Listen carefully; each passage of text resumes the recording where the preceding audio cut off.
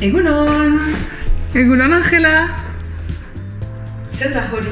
Nire urte betetzea da. Zorionak, Adrian! Mila esker! Zenbat urte dituzu? 26 urte ditut.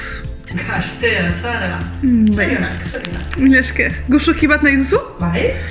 Ba, tori. Mila esker.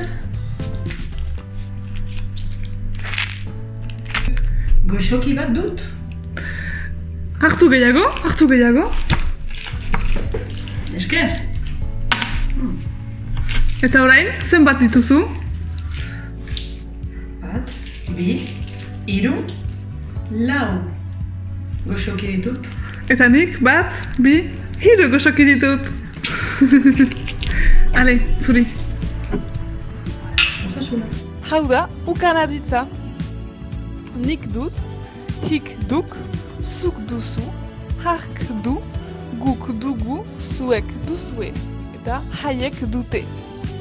Ongi begiratzen baduzu, izen ordainean, ka gehitu dugula ikusten duzu.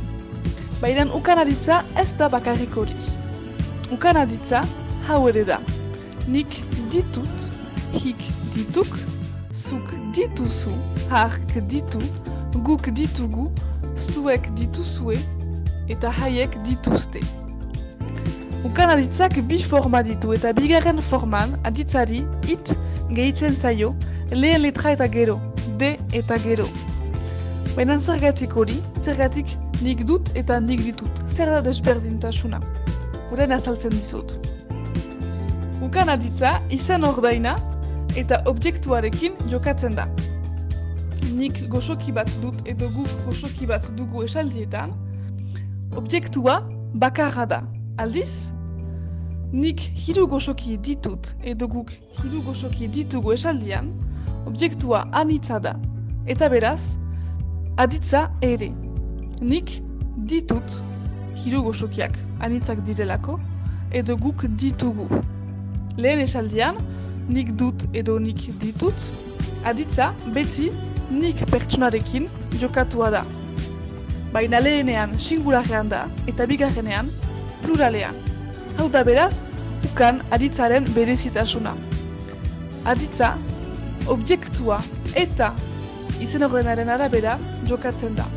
Beraz, egin batean, aditzak forma singulara eta plurala ditu. Horrelako esaldiak ikusten aldituzue. Zuk goxoki bat duzu, edo zuk hiru goxoki dituzu. Zuek goxoki bat duzue edo zuek hiru goxoki dituzue. Beraz, kasu eman, ukan aditza erabiltzerakoan objektua singulara edo plurala den ikusi behar da. Hau da, ukan aditza.